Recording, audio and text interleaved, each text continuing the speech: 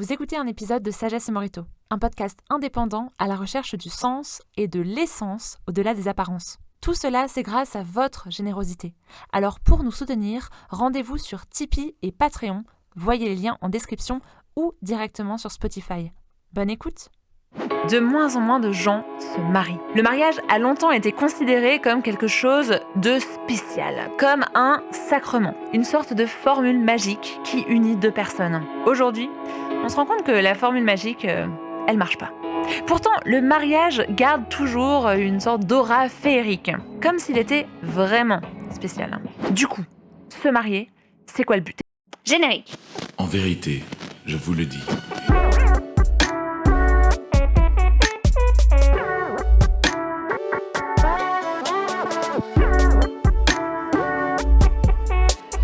It is like a finger pointing away to the moon.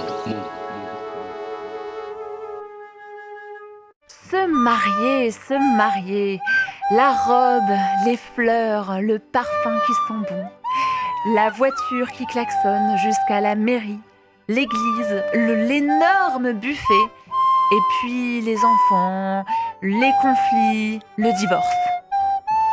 Bonjour à toutes et à tous, chers auditeurs de Sagesse et Morito. Salut JC. Salut Léa. Salut Christelle. Salut Léa, quel lancement joyeux. Exactement. Aujourd'hui, on commence l'épisode sur une note vraiment très sérieuse. Aux auditeurs de nous dire à la fin de l'épisode s'ils l'ont trouvé plutôt joyeux ou triste à mourir. En tout cas, on parle de mariage aujourd'hui et on en parle dans une saison aux couleurs de Sagesse et Morito. Je ne sais pas si vous êtes en train de l'écouter sur vos applis de podcast, mais si vous voulez voir la vidéo, vous allez voir que cette saison, on est vraiment entouré d'un univers vraiment Sagesse et Morito.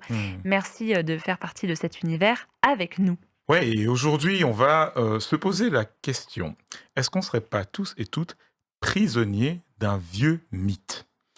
Le mythe de la monogamie. Ouais, le fait de se marier avec une seule personne et pour toute la vie en plus. En tout cas, c'est comme ça qu'on s'engage devant à la mairie ou à l'église. Et puis, on peut se poser la question, qu'est-ce qui est mieux? Se marier ou pas? Se marier rapidement ou bien attendre? Et puis, au-delà de tout ça, c'est quoi le but de se marier? À quelle fin on fait tout ça? Et dans cet épisode, avec JC et Léa et moi-même, on va revenir sur une thématique en fait qui a cartonné pendant la saison 2. C'est celle du mariage. Donc, ensemble, on va parler mariage, pas mariage, divorce, polyamour, un nouveau terme, n'est-ce pas? Et caricature du mariage aussi, si possible. Et puis surtout, au fil de la discussion, on va, je pense, suggérer quelque chose de particulier, qui est que la conception héritée du christianisme, la conception chrétienne du mariage, en fait, elle propose depuis très longtemps quelque chose qui est en train d'être découverte ou redécouverte aujourd'hui, qui est que le mariage est un véritable facteur de bonheur à long terme et de bonheur collectif pour la société. Et un argumentaire avec des arguments et peut-être des disputes, à voir. Alors, pour se lancer dans la thématique, j'ai proposé à Léa, tu avais une réflexion à nous partager autour de cette notion de couple aujourd'hui. Qu'est-ce que c'est, le couple? Exactement. Alors, je me tourne en fait vers la psychanalyste belge Esther Perel qui, dans une interview au magazine Le Temps, en février 2019, donnait un peu une description du couple et de ses enjeux aujourd'hui. Je cite. « Le couple, c'est une toute petite unité, la plupart du temps composée de deux personnes, dans laquelle on cherche à satisfaire tous les besoins de l'échelle de Maslow. De la sexualité à la sécurité, en passant par la réalisation de soi, mais aussi la passion, l'aventure, etc. En Occident, c'est une époque intéressante pour l'étudier. On attend désormais d'une seule personne ce qu'offrait autrefois tout un village. On parle d'âme sœur. On recherche aujourd'hui dans le couple la transcendance, la plénitude, l'extase, des termes qu'il y a encore 50 ans appartenaient au champ du religieux. Meilleur ami, meilleur amant, soutien économique, parents, etc. Et tout cela sur une durée de vie qui ne cesse de s'allonger.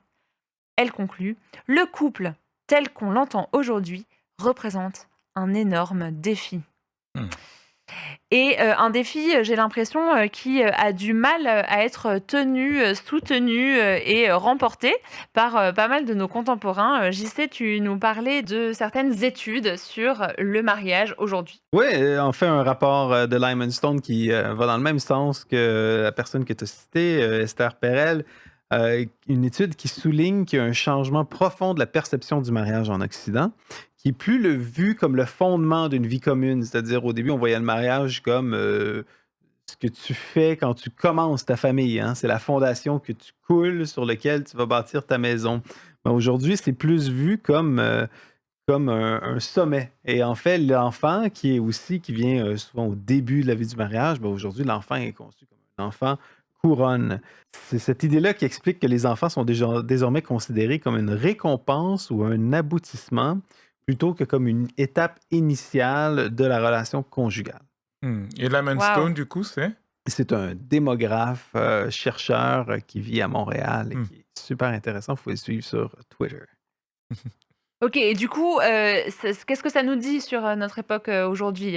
Qu'est-ce qu'il en retire, comme conclusion, tout ça? Ben, c'est que d'un côté, on met un poids, de la même manière que Esther Perez le disait, on met un poids extraordinaire sur le mariage, sur son conjoint, et ça fait en sorte que, ironiquement ou paradoxalement, il y a moins de gens qui se marient, moins de gens qui trouvent l'âme sœur, Mmh. parce qu'on on veut que ça soit une âme sœur et on trouve pas quelqu'un parce on cherche une personne qui est capable de répondre à tous nos besoins.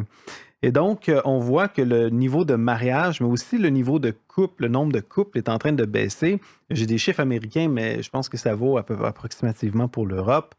Hem, Par exemple, par rapport aux adultes qui décident de se marier ou de vivre en concubinage, pour reprendre le terme technique, ou ça semble un peu vieilli, hein, le concubinage, mais c'est-à-dire Ouais, des couples qui vivent ça fait pas ensemble. rêver le Non, terme. c'est ça, ça concubine. Mais cette idée-là de vivre ensemble, mais sans avoir passé à la mairie ou à l'église, ben, le pourcentage de gens qui vivent en concubinage a augmenté. Donc, il y a moins en moins de gens on connaît plein de gens qui sont en couple, qui se disent, ça sert à quoi de faire une D'officialiser cérémonie, ça. d'officialiser ça, ça coûte cher de toute façon. Avant, le nombre des gens qui vivaient en concubinage était quand même minoritaire. Maintenant, ça a beaucoup augmenté, et en particulier dans les sociétés post-catholiques. Donc, on remarque, par exemple, au Canada, que, en fait, la majorité des Québécois aujourd'hui sont en concubinage versus une proportion beaucoup plus moindre au Canada anglais. Quand tu dis société post-catholique, tu veux dire les sociétés qui avant étaient catholiques dans leurs pratiques, leur culture, C'est ça. leur, mode de vie et qui, aujourd'hui, sont, plus, sécularisées donc où il y a moins de C'est foi, ça, quoi. comme la France, l'Italie, l'Espagne, le Portugal ou l'Irlande. Comparativement, par exemple, à des pays comme l'Angleterre, bon, à l'Allemagne, c'est un peu compliqué, mais les pays scandinaves qui étaient plus protestants. Donc on avait, promis, un épisode, sur le mariage et finalement on fait de la sociologie des religions. Non, mais c'est juste pour dire que dans nos sociétés, le rapport au mariage a changé. Il y a moins de gens qui se marient. Il y a plus de gens qui, finalement, sont jamais mariés dans leur vie. Et ça témoigne d'un changement qui est profond. Et en parlant de changement profond, Christelle, tu nous parlais, l'autre fois d'une tendance de voir le mariage vraiment, mais comme quelque chose de pas du tout, magique, Mmh. sacramentel et cetera, Ouais. mais vraiment juste, de l'administratif. Ouais, ouais, c'est une tendance qui s'est lancée sur les réseaux en 2023 autour de l'été. Il y a eu de plus en plus de posts, surtout des vidéos TikTok en fait, ce que j'appellerais la tendance largue-le, tu vois, où, où en fait c'était beaucoup de femmes jeunes qui avaient la vingtaine ou le début de la trentaine qui disaient il faut pas considérer que le mariage c'est une forme d'engagement à long terme. C'est un peu, une sorte De d'engagement contrat. attesté, Mhm. c'est juste, quelque chose d'administratif, c'est de la paperasse. Et une vidéo en particulier d'une, jeune femme qui avait 30 ans et qui très fièrement annonçait devant, son téléphone: «Voilà, en gros, j'ai 30 ans, j'ai été 3 fois mariée, 1 fois fiancée, je me suis séparée, et actuellement je suis célibataire. Les filles, n'ayez pas peur de les larguer». Elle faisait l'éloge du désengagement, c'est-à-dire que le mariage, ça c'était sa phrase quoi, Mhm. le mariage n'est pas une chose sacro-sainte, c'est juste de la paperasse. Mmh. Donc, si ça ne vous convient pas, il vous suffit de sortir. Et en fait, c'était même plus que le fait de divorcer, c'est de attendre le plus possible avant de même se marier. Ouais et bon, c'est compréhensible, en fait, que le mariage ne soit pas seulement vu comme, quelque chose, de spécial avec une aura particulière, mais, comme de la paperasse. C'est quand même clairement un avantage, au point de vue des impôts.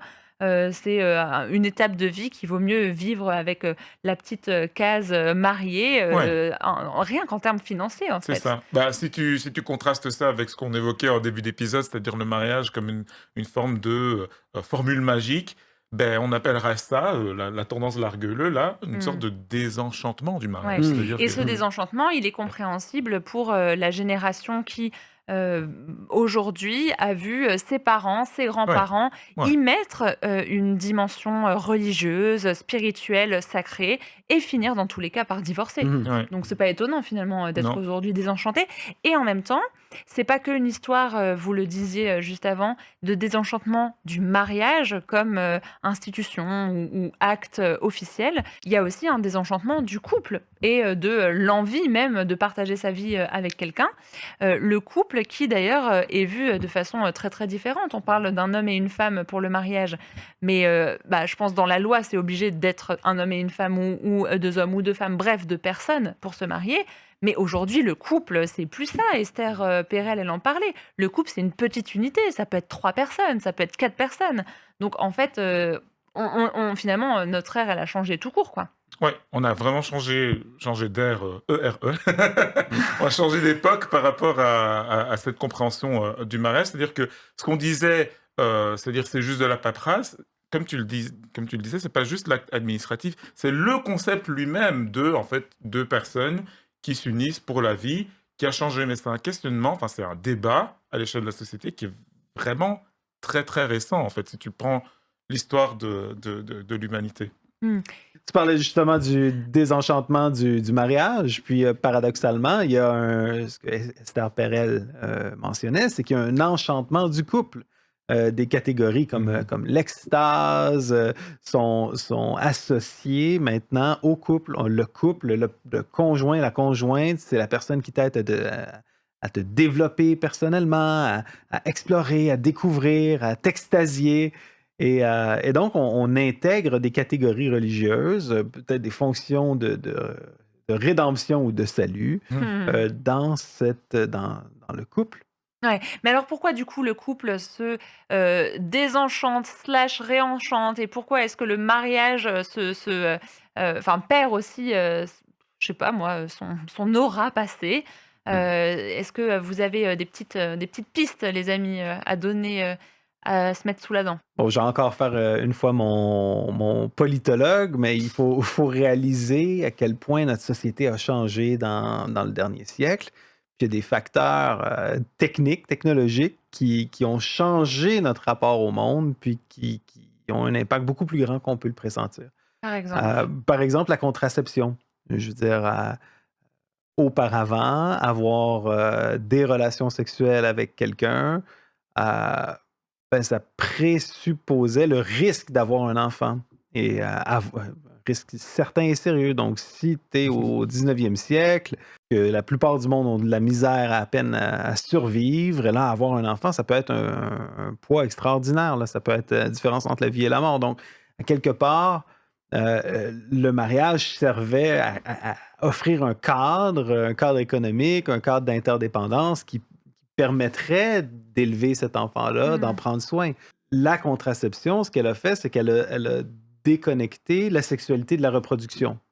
Ce faisant, ben, en déconnectant la sexualité de la reproduction, ben, le mariage semble devenir aussi superflu par rapport bon, aujourd'hui, la question de la sexualité puis du mariage. Dans Et notre du société. couple et de la Et parentalité. du couple et de la parentalité. Et ça aussi, au fur et à mesure que la technique avance. Donc là, on parle de contraception qui a changé les rapports au niveau de la sexualité. Mais je veux dire, la technique permet aussi aujourd'hui la grossesse pour autrui, l'avortement, permet, même on commence à avoir des embryons, en tout cas c'est techniquement possible, des embryons qui sont faits à partir de l'ADN de 3 parents. Aujourd'hui, c'est utilisé pour prévenir la transmission de maladies génétiques, OK. mais bon, qui sait si dans quelques années, on ne pourra pas faire des enfants à 3 ou à Hmm. 4 ou à 5 millions. OK, donc le politologue slash technologue, est en train de nous faire un rapport d'étape sur, où en est, le fait de faire des enfants et effectivement, ça a un lien avec le couple parce que, plus c'est déconnecté en fait, de la vie à 2, un couple, sur le long terme et avec le mariage, plus, tout est possible Mhm. et justement, tout est possible, il y a cette idée de polyamour, Ouais. qui était, présente dans ce que tu disais par rapport, même à la technique qui permet de faire Mhm. des enfants à 4, c'est ouf. Ouais. Bref. Oui, donc le mariage, c'était cette institution qui encadrait, c'était C'est surtout, en fait, pour les enfants, en fait, que le mariage, existait et comme il y a eu ce découplement, c'est le cas de le dire, cette, déconnexion Mmh. entre, parentalité, fertilité d'un côté et puis l'union des parents, le mariage de l'autre côté, d'autres conceptions de la fertilité et de la parentalité sont possibles, comme JC vient de le dire, mais d'autres conceptions du couple et de la vie ensemble, la vie romantique, peuvent être conçues et déconnectées de la question d'avoir des enfants. D'où OK. le polyamour. Le polyamour, c'est ce nouveau terme hein, qui s'est répandu récemment, cette idée que, en fait, on peut vivre sa vie non pas à deux, mais à trois, ou à deux, et puis à trois, et puis de nouveau à deux. C'est une vision qui est beaucoup plus souple. Parfois, certains parlent de trouble plutôt que couple. Oui, c'est Alors, vrai. je trouve ce mot très moche, mais c'est un petit peu ça l'idée. Et on se demande, voilà, c'est une sociologue, anthropologue britannique qui s'appelle Louise Perry qui pose cette question. On se demande si le mouvement du polyamour serait pas la nouvelle minorité sexuelle après les lesbiennes, gays, trans. Ce serait pas le nouveau mouvement. Parce que pourquoi, au nom de quoi maintenant on limiterait, puisqu'il y a eu la disparition du lien entre mariage, sexualité, reproduction, pourquoi est-ce qu'on limiterait le droit à 3 personnes qui ont envie de s'engager ensemble, de pouvoir le faire? Et si elles ont envie de le faire pour une période limitée, pourquoi limiter cette période? Et alors elle avance quoi comme argument? Ben alors, d'un côté, elle dit, on peut comprendre ces arguments-là parce que, enfin, on peut comprendre un argument qui est souvent avancé par les militants polyamoureux, qui est de dire, oui, mais observez l'histoire de l'humanité, la plupart des civilisations, en fait, elles sont polygames. C'est-à-dire, il y a plusieurs épouses, en fait, pour un époux. C'est ce qu'on appelle la polygynie en termes techniques, c'est Mhm. un homme pour plusieurs femmes. Et c'est vrai, dit Louis Perry, 80% des cultures au fil du temps et de l'espace sont des cultures qui sont polygyniques, c'est-à-dire un homme avec plusieurs femmes. Mais elle rappelle aussi que aujourd'hui, on vit dans un monde qui est différent. Et même si les techniques ont avancé, parce que c'est aussi le deuxième argument des polyamoureuses, de dire, on a en reproduction artificielle, etc. Le monde a changé, donc on peut changer nos façons de fonctionner. Elle dit, même si le monde a changé sur le plan technique, nos cerveaux et la nature même de qui nous sommes en tant qu'êtres humains, ça n'a pas vraiment changé. Mmh. Et ce qui a été démontré, c'est que les civilisations ou les cultures qui mettent en avant la monogamie, c'est-à-dire un homme, une femme mariés pour la vie, sont en fait des sociétés qui sont plus stables, dont le progrès économique est plus manifeste, qui ont un progrès culturel qui se marque aussi, alors que de l'autre côté, souvent des civilisations qui mettent en avant la polygynie, il y a plus d'inégalités, parce que c'est souvent quelques hommes qui ont beaucoup de femmes, et donc plusieurs hommes qui n'en ont pas, hein. Mais aussi, il y a ce qu'on appelle l'effet Cendrillon. C'est-à-dire que ce sont souvent des foyers où on trouve de l'inégalité, de la violence, de la maltraitance, des conflits, beaucoup plus que dans les foyers monogames. C'est marrant que tu parles de l'effet Cendrillon. Moi, j'avais jamais entendu ça, pour parler en fait, d'un fait sociologique. Moi, j'ai tout de suite eu, les images du Walt Disney qui me sont apparues et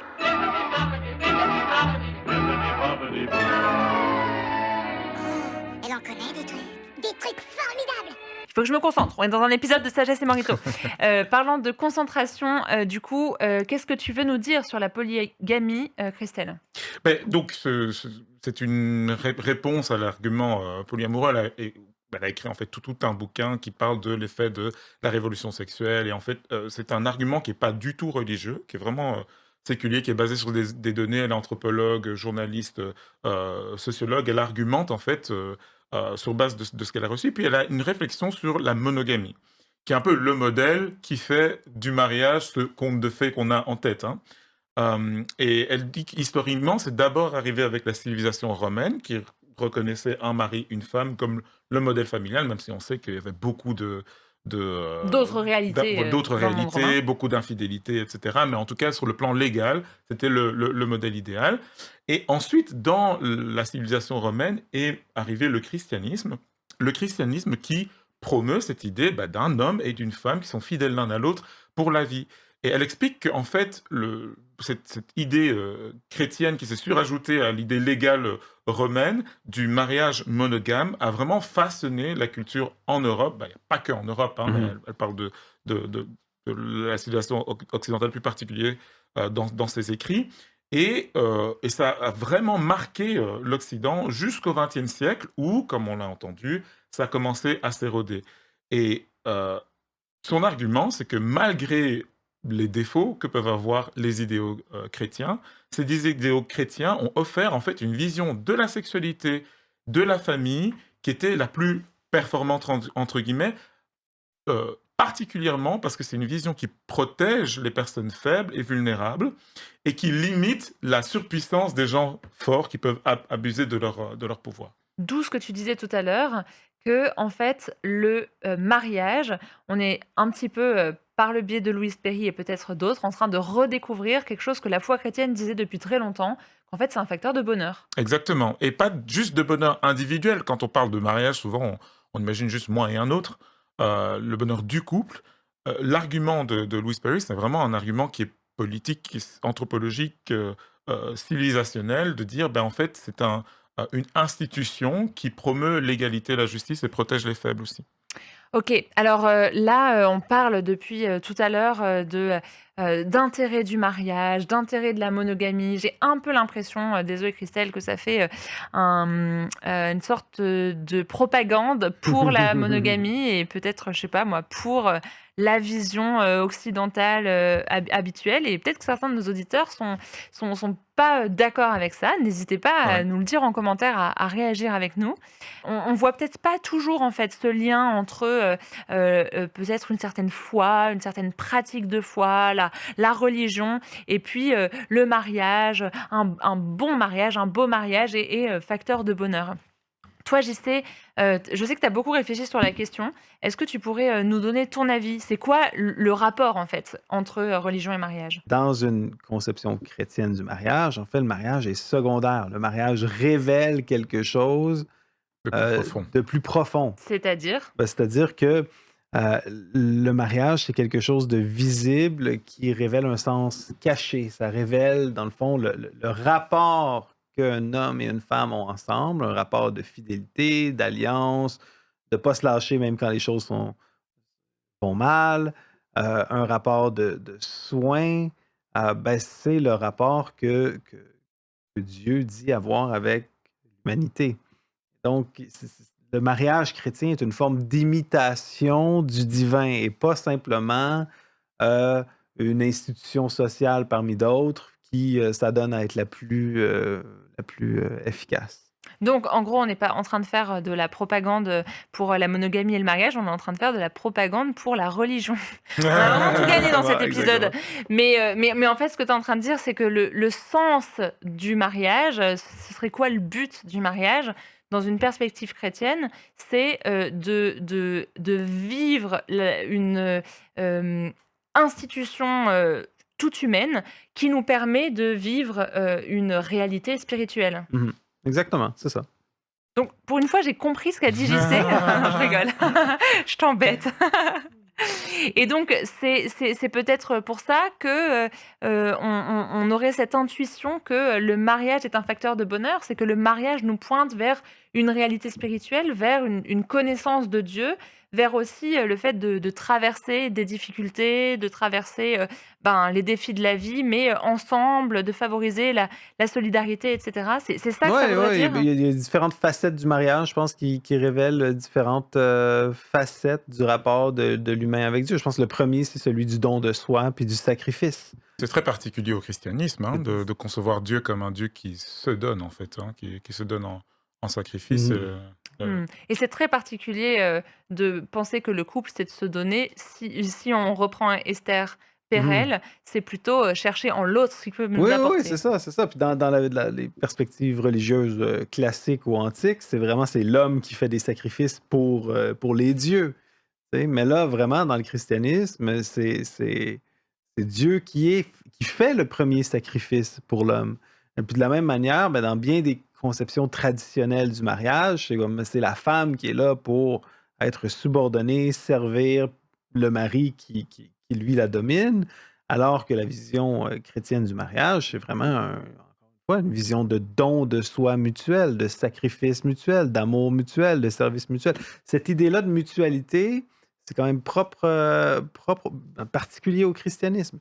L'aspect aussi volontaire, l'aspect volontaire du Tu veux mariage, dire le consentement? le consentement. En fait, moi, j'ai marié des gens, hein, puis au Québec, selon la loi, J'ai marié des gens, tu veux dire tu as célébré les j'ai mariages de célébré les personnes. mariages de T'es plusieurs pas personnes. polygame. Non, je suis pas polygame, mais j'ai célébré plusieurs mariages. Puis un des éléments légaux, c'est-à-dire que le mariage n'a pas de valeur légale si ça n'a pas été fait, c'est de s'assurer du consentement des époux. Je veux dire, c'est pas la norme dans l'histoire. Beaucoup de mariages sont organisés, sont imposés.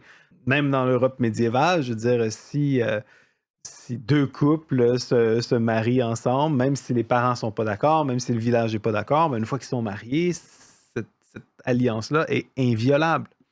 La notion d'alliance, en fait, justement, de dire que le rapport de l'homme avec Dieu, c'est un rapport d'alliance de la même manière que celui d'un homme et d'une femme. Qu'est-ce que tu veux dire par alliance? Une alliance, on connaît les alliances politiques et militaires, hein, où il y a un engagement d'un pays envers un autre pays. Mais s'il t'arrive telle chose, moi je vais être là. S'il m'arrive telle chose, toi tu vas être là.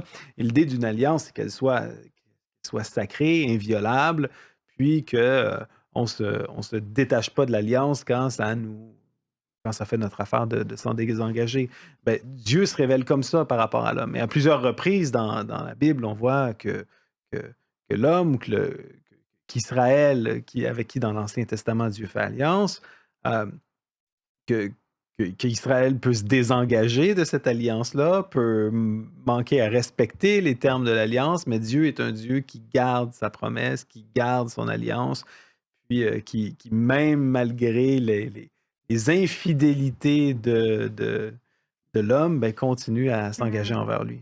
En fait, peut-être que dans cet épisode, bien sûr, on n'est pas en train de faire une propagande politique, une propagande anthropologique d'un modèle qu'il faudrait suivre, ni même une propagande religieuse, mais plus de réfléchir au sens derrière les apparences. Je savais plus où il était. Et peut-être qu'on a de la peine avec le mariage, on en a parlé tellement en donnant plein d'exemples du désenchantement du mariage, aussi parce qu'on a vu des modèles affreux, qui soient liés ou pas à la religion d'ailleurs, parce que les religieux n'ont pas le monopole des mariages qui fonctionnent bien, malheureusement, loin de là. Mais peut-être que si on inversait la réflexion, et que on se disait, le mariage dépend en fait, l'idée de mariage dépend d'un modèle plus grand. Et c'est ça en fait qui est vraiment facteur de bonheur. Le mariage, de façon métaphorique, entre Dieu et nous. Et cette union, cette alliance, cette relation toute particulière que Dieu va avoir avec nous et qu'on pourrait avoir avec lui. En tout cas, on termine cet épisode un petit peu en suspens avec des questions et des réflexions ouvertes. On attend en fait la suite de ces conversations avec vous, les auditrices et les auditeurs. Et puis, n'hésitez pas à venir nous titiller sur toutes les choses qu'on a dites qui étaient peut-être affreuses, fausses ou offensantes. Pas chez moi. Moi, ça va. Moi, je trouve que c'était bien. Mais clairement, la question du mariage et du sens qu'on met au mariage nous révèle notre aspiration spirituelle. À bientôt pour un prochain épisode. It is like a finger pointing away to the moon. On vous invite à nous rejoindre sur YouTube et toutes les applis de podcast. Vous pouvez activer la petite cloche. On a un épisode qui sort le dimanche toutes les 2 semaines. On vous attend nombreux pour aussi réagir à ce qu'on aura dit, nous faire part de vos commentaires. On vous dit donc à bientôt pour cette saison de Sagesse et Morito. Youhou! Yes!